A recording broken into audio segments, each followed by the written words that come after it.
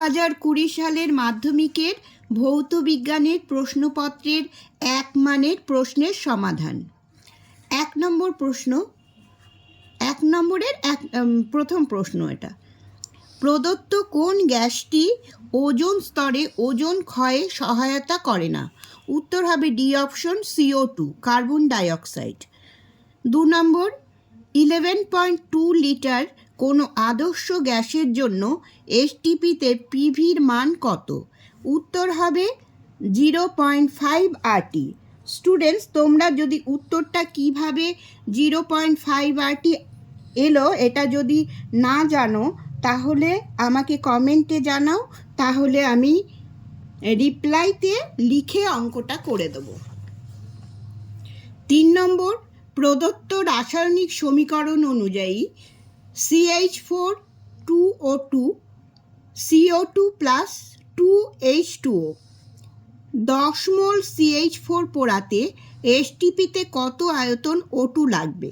Answer হবে এ অপশনটা, 448 litre. 4 নম্বর, প্রদত্ত পদার্থগুলির মধ্যে কোনটির তাপ পরিবাহিতা সর্বাধিক? এখানে অ্যান্সার হবে বি অপশন, হিরে। 5 নম্বর, একটি লাল ও একটি বেগুনি বর্ণের আলোকরশ্মি বায়ু মাধ্যম থেকে একই কোণে একটি প্রিজমের আনত তলে আপতিত হয়ে যথাক্রমে আর ও ভি প্রতিসরণ কোণ উৎপন্ন করলে প্রদত্ত কোণটি ঠিক? এটা হবে ডি অপশন, আর লেস দ্যান ভি। 6 নম্বর, একটি বিন্দু আলোক উৎস একটি অবতল দর্পণের বক্রতা কেন্দ্রে স্থাপিত হলো। এই উৎস থেকে দর্পণে আপতিত ও দর্পণ থেকে প্রতিফলিত রশ্মির মধ্যে চ্যুতি কোণ হলো 180 ডিগ্রি। বি অপশনটা হবে। তারপরে 7 নম্বর, তড়িৎ আধান সংক্রান্ত কুলম্বের সূত্রটি প্রযোজ্য যখন দুটি আধানের দুটি বিন্দু। 8 নম্বর, ফিউজ তারের বৈশিষ্ট্য হলো, এ ডি অপশন হবে, রোধ উচ্চ গলনাঙ্ক নিম্ন। 9 নম্বর, আলফা কণায় উপস্থিত থাকে? দুটো প্রোটন থাকে আর দুটো নিউট্রন থাকে। এই তাহলে সি অপশনটা হবে উত্তর। 10 নম্বর, প্রদত্ত কোন ধর্মটি মৌলদের পর্যায়গত ধর্ম নয়? এটা হবে ডি অপশন, তেজস্ক্রিয়তা। 11 নম্বর, প্রদত্ত কোন যৌগটির মধ্যে কোনো অণুর অস্তিত্ব নেই? এটা হবে হচ্ছে, এটা দেখো দুটো অপশন হতে পারে, হাইড্রোজেন ক্লোরাইড হতে পারে অথবা ক্যালসিয়াম অক্সাইড হতে পারে। হ্যাঁ, তাই এখানে তোমরা ক্যালসিয়াম অক্সাইডটাই লিখবে। তারপরে হচ্ছে 12 নম্বর, সিইউ তড়িৎদ্বার ব্যবহার করে CuSO4 দ্রবণের তড়িৎ বিশ্লেষণের ক্ষেত্রে প্রদত্ত কোন বিবৃতিটি ঠিক? ডি অপশনটা ঠিক হবে, দ্রবণে CuSO4 এর গাঢ়ত্ব অপরিবর্তিত থাকে। তারপরে 13 নম্বর, সোডিয়াম নাইট্রোক্সাইডের ক্ষারীয় জলীয় দ্রবণে H2S গ্যাস চালনা করলে কী রং উৎপন্ন হয়? বেগুনি। তারপরে হচ্ছে 14 নম্বর, লোহার আকরিক রেড হিমাটাইটের সংকেত হলো Fe2O3। তারপরে 15 নম্বর, প্রদত্ত কোন যৌগটির সঙ্গে জলীয় NaHCO3 বিক্রিয়ায় CO2 উৎপন্ন হয়? এটা হবে, এই ডি অপশনটা হবে CH3COOH। এবার গ্রুপ বি এর প্রশ্ন 2 নম্বরের। 2-এর 1 নম্বর প্রশ্ন হচ্ছে, কোলবেড থেকে কোন জ্বালানি গ্যাস আহরণ করা হয়? এটা হচ্ছে মিথেন। অথবা প্রশ্নে ছিল, বায়ুতে উপস্থিত একটি গ্যাসের নাম করো যেটির পরিমাণ বাড়লে বিশ্ব উষ্ণায়ন হয়। এটা হচ্ছে CO2। সবচেয়ে বেশি বিশ্ব উষ্ণায়ন হয় CO2, কার্বন ডাইঅক্সাইড গ্যাসের জন্য। 2 নম্বর, একটি শক্তি উৎসের নাম লেখো যেটি স্থিতিশীল বৃদ্ধি ও উন্নয়নের জন্য ব্যবহার করা যায়। তোমরা অনেক কিছুই লিখতে পারবে, আমি দুটো অপশন লিখেছি, সৌরশক্তি অথবা বায়ুশক্তি। 3 নম্বর, প্রদত্ত বিবৃতিটি সত্য না মিথ্যা লেখো। নির্দিষ্ট উষ্ণতা ও চাপে কোনো আবদ্ধ পাত্রে রক্ষিত গ্যাসের মধ্যে অণুগুলির বেগ সমান, এটা সত্য। 4 নম্বর, চার্লসের সূত্র অনুসারে ভি বনাম টি লেখচিত্রের প্রকৃতি কি? মূল বিন্দুগামী সরলরেখা। উত্তর হচ্ছে মূল বিন্দুগামী সরলরেখা।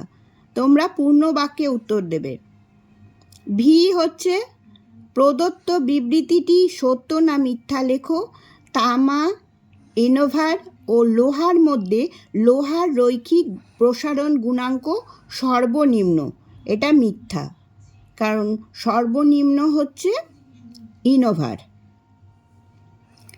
অথবা প্রশ্নে আছে আয়তন প্রসারণ গুণাঙ্কের একক কি? এটা হচ্ছে পার ডিগ্রি সেন্টিগ্রেড। 6 নম্বর প্রশ্ন, গোলীয় দর্পণের মেরু বলতে কি বোঝায়? মেরু বলতে বোঝায় হচ্ছে দর্পণটির মধ্যবিন্দু, সেটাই মেরু। 7 নম্বর, এক্স রশ্মির একটি ব্যবহার লেখো। চিকিৎসা ক্ষেত্রে মানুষের শরীরের ভাঙা হাড়ের ছবি তুলতে এক্স রশ্মি ব্যবহার করা হয়। তারপরে 8 নম্বর, এমন একটি যন্ত্রের নাম করো যেখানে তড়িৎ শক্তি যান্ত্রিক শক্তিতে রূপান্তরিত হয়। বার্লোর চক্রও লিখতে পারো অথবা বৈদ্যুতিক মোটর লিখতে পারো। 9 নম্বর, গৃহস্থালির বর্তনীতে লাইভ তার ছাড়া বাকি তার দুটি কি কি? নিউট্রাল তার আর আর্থ তার। একটা নিউট্রাল তার আর একটা হচ্ছে আর্থ তার।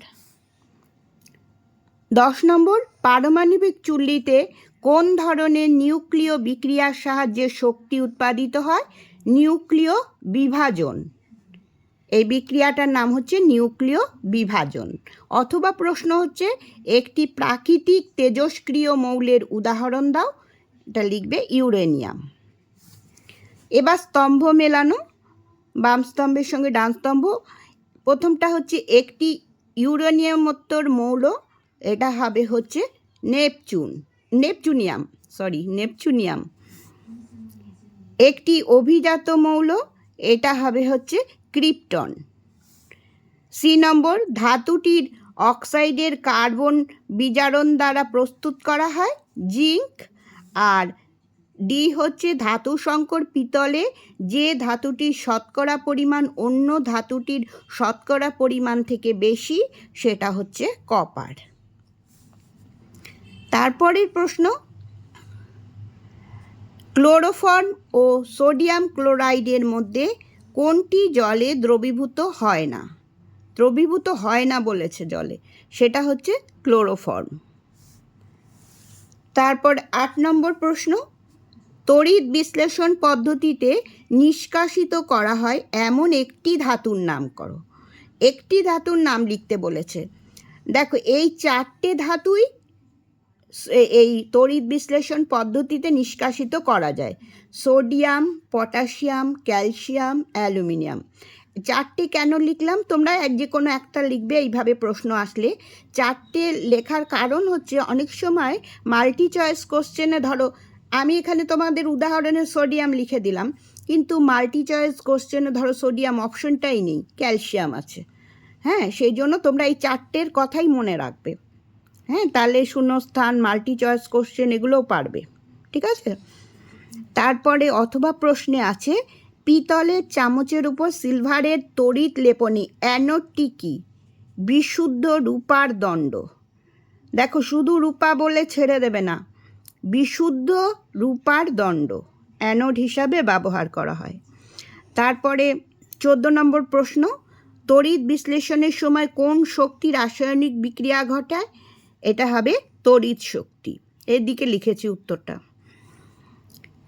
15 নম্বর, উপযুক্ত লিটমাস কাগজের সাহায্যে দেখাও যে অ্যামোনিয়ার জলীয় দ্রবণ ক্ষারীয় প্রকৃতির। তাহলে এখানে লাল লিটমাস কাগজ নিতে হবে। লাল লিটমাস কাগজকে অ্যামোনিয়ার জলীয় দ্রবণে ডোবালে নীল বর্ণ হয়। এর থেকেই বোঝা যায় যে অ্যামোনিয়া জলীয় দ্রবণ ক্ষারীয় প্রকৃতির। অথবা প্রশ্ন শূন্যস্থান পূরণ করো NaOH প্লাস H2S, এটা কি হবে NaHS প্লাস H2O, তাহলে শূন্যস্থানে বসবে NaHS। তারপরে দেখো 16 নম্বর, ইউরিয়ার একটি ব্যবহার লেখো। নাইট্রোজেন ঘটিত জৈব সার চাষের জমিতে ব্যবহার করা হয় ইউরিয়াকে, ঠিক আছে?